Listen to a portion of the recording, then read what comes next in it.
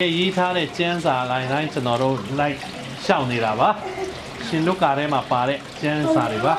Because from chapter 1 it begins the story of the family of John the Baptist. တို့ရဲ့ရှင်လုကာအခန်းကြီး1ကနေစပြီးတော့ဒီနှစ်ချင်းဗတ္တဇံပေးတဲ့ရှင်ယောဟန်ရဲ့အကြောင်းကိုဆက်တက်ရေးထားတယ်သူတို့မိသားစုအကြောင်းကို And it begins that in a city, in a town in Judea, in the mountains of Judea. တို့ကရေးထားတာတော့သူတို့မိသားစုကဒီဂျူဒီယာဂျူဒရဲ့နေထဲမှာရှိတဲ့ရွာတောင်ပေါ်ရွာတရွာမှာလို့ရေးထားတယ် And it tells us about Zachariah, a priest from the temple. အဲ့မှာလဲသူတို့ရေးထားပြောထားတယ်သူတို့ဇခရိယဆိုတဲ့လူရဲ့ဟိုဒီသူကဂျူဘာသာရေးကောင်းဆောင်ဟိုတရားဟောဆရာဂျူတရားဟောဆရာအကြောင်းကိုလည်းအသေးစိတ်ရေးထားတယ် And his wife Elizabeth. သူ့ရဲ့အမျိုးသမီး Elizabeth ရဲ့အကြောင်းကိုလည်းအတိအကျပေါ်ပြရေးထားတယ် And they didn't have children. ဒါပေမဲ့သူတို့နှစ်ယောက် Elizabeth နဲ့သူ့ရဲ့တို့နှစ်ယောက်ကကလေးမရနိုင်ဘူး They prayed for a child. သူတို့ကဆူတောင်းတယ်တောင်းဆိုတယ်ကလေးရနိုင်ဖို့အရေးကိုသူတို့အရန်ဆူတောင်းခဲ့ကြတယ် And an angel appears before Zachariah and tells him that he's going to have a child. ဇကာရိယစီကိုဒီကောင်းကင်တမန်ရောက်လာပြီးတော့နင်တို့ကလေးမွေးမယ်လို့ကောင်းကင်တမန်လာပြောတယ် Elizabeth couldn't have children because of her age. Elizabeth ကသူ့အသက်အရွယ်နဲ့ဘလို့မှကလေးမရနိုင်တော့ဘူး So Zachariah doubted the words of the angel. ဇကာရိယသူ့ရဲ့ကောင်းကင်တမန်လာပြောတဲ့ဟာကိုသူကမဖြစ်နိုင်ဘူးလို့သူကထင်တယ် And the angel said, you're going to be mute until you're going to have a child. အဲ့ဒါကြောင့်မလို့ကောင်းကင်တမန်ဇကာရိယကိုကောင်းကင်တမန်လာပြောတဲ့စကားကိုမဖြစ်နိုင်ဘူးလို့ပြောတဲ့အတွက်အဲ့ရစပြီးဇကာရိယစကားပြောလို့မရတော့ဘူး And then of course Elizabeth got pregnant. အဲ့ဒါနဲ့တိတ်မကြခင် Elizabeth ကပရိသတိတည်လာတယ် The aunt of a certain virgin Mary. Elizabeth ကတော့ကျွန်တော်တို့ကျမ်းစာရဲ့တစ်ချုပ်တစ်ဝက်မှာပါတဲ့အရာတော့ယေရှုခရစ်ရဲ့အမိ Mary ရဲ့အမဖြစ်ပါတယ် And 6 months after Elizabeth got pregnant, 6လကြာ Elizabeth ဘိုက်ကြီးတဲ့ချိန်ကြတော့6လမြောက်ကြတော့ Mary got pregnant. 6လကို Elizabeth 6လကိုဝင်ဆောင်တဲ့အချိန်ကြာတော့ Mary ကကိုဝင်စဆောင်တယ် Mary was so excited to find out that her aunt too was pregnant. She came to visit her aunt. အဲ့ဒါနဲ့ Mary ကသူ့ရဲ့ကိုဝင်ဆောင်တာကိုသူကအရန်ကိုစိတ်ဝင်စားပြီးစိတ်လှုပ်ရှားတဲ့အတွက်သူ့ရဲ့အမ Elizabeth စီကိုဒီကိုလာခဲ့တယ် So anytime all the sides of anytime are about the family of John the Baptist. အဒီအင်္ဂါရတစ်ခုလုံးရဲ့ကျွန်တော်တို့ဒီဝင်ရောက်လေပတ်မဲ့နေရအားလုံးကတော့ဒီဗတ္တဇံပေးတဲ့ရှင်ယောဟန်တို့မိသားစုနဲ့ဆက်ဆိုင်တဲ့နေရာတွေဖြစ်ပါတယ် And commemorating the visit of Mary here in the town of Elizabeth. ဒီ Mary က Elizabeth ကိုအလေလာတဲ့အကြောင်းအရာနဲ့ပတ်သက်တဲ့ဘုရားကျောင်းတွေဒီအမတ်တရားတွေအောက်မြစ်ပွဲကိုဆောက်ခဲ့ကြတယ်ဒီကျွန်တော်ရှင်လုကာခရစ်ဝင်ကျမ်းထဲမှာကျွန်တော်တွေ့ခဲ့တဲ့အတိုင်းElizabeth တို့ရဲ့အိမ်ဖြစ်ပါတယ်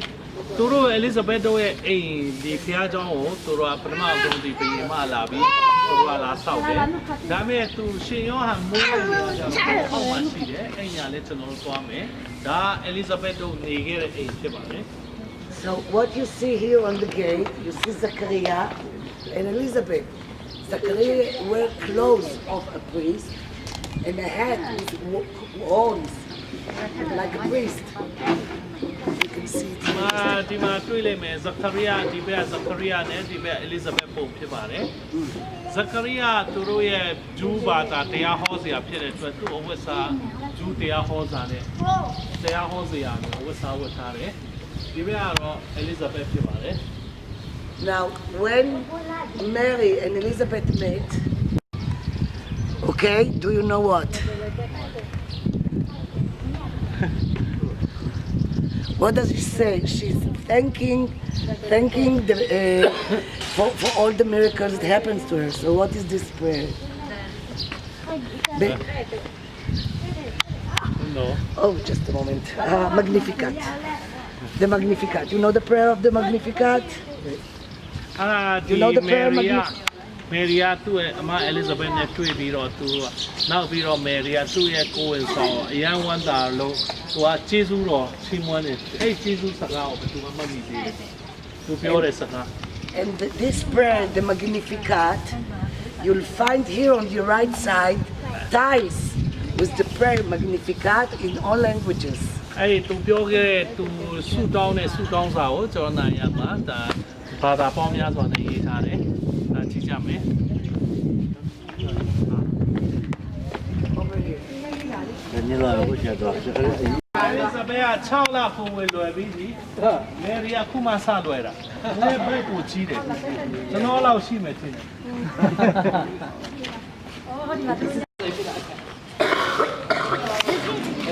妈妈你让我看看来。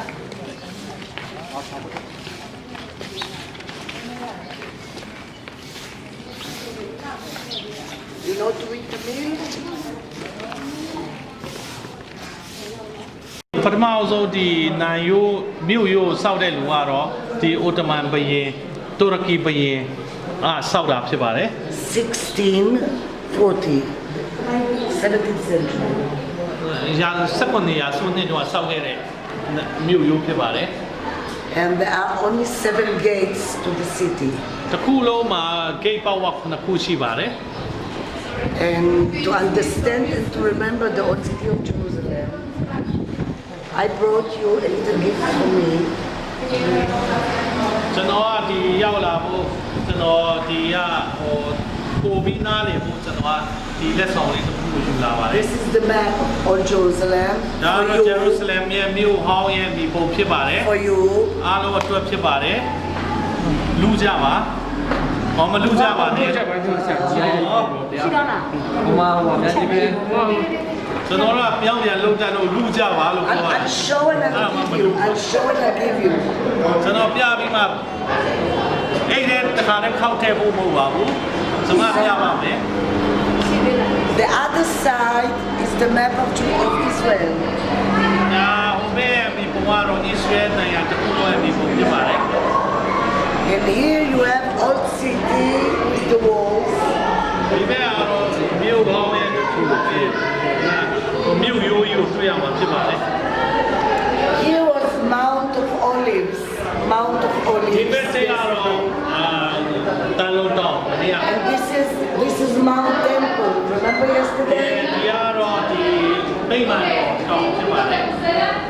Today we are here. ကျွန်တော်တို့ကအခုလက်ရှိရနေတာအဲ့ဒီအဖြစ်ပါတယ် Zion ဖြစ်ပါတယ် Gate. Zion Gate. စီအုံဂိတ်လို့ခေါ်ပါတယ် Zion Gate. Zion Gate. မီးလုံးကြီးတွေနဲ့ပြစ်ပေါက်တဲ့အရာတွေပါ And those are the arches. You can shoot from those. You can see those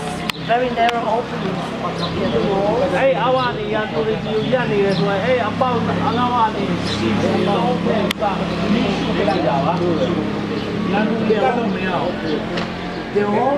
The holes in the stones here are a reminder of the bullets of Independence War. ဒီအပေါက်လေးတွေအပေါက်သေးသေးလေးတွေကတန်းနဲ့ပြစ်ထားတဲ့စီစံဝင်တဲ့အပေါက်လေးတွေဖြစ်ပါတယ်အဲ့ဒါတော့သူတို့လွတ်လိုက်ရေးဒုံးကသူတို့တိုက်ပွဲဝင်ခဲ့တော့ပြစ်တဲ့ဟာတွေဖြစ်ပါတယ် The war between the Jews and the Arabs over Jerusalem. ဂျူးနဲ့ဒီအာရပ်တွေနဲ့သူတို့စစ်ပွဲဖြစ်တော့ဒါကအာရပ်တွေပိုင်ထားတဲ့ဟာကိုဂျူးကဝင်တိုက်တာပါဂျူးတွေပြစ်ထားတဲ့တနက်တရားတွေတိုင်းရတယ်ဖြစ်ပါတယ် let's see Mount Zion.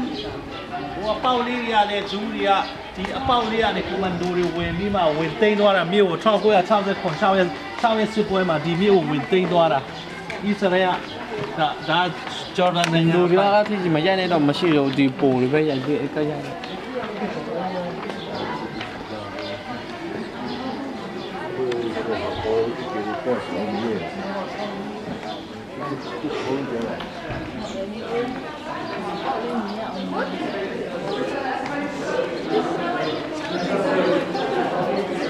ခရိယာနဲ့ဂျူးဘာသာဂျူးလူမျိုးခရိယာများသွားပြီးယေရှုခရစ်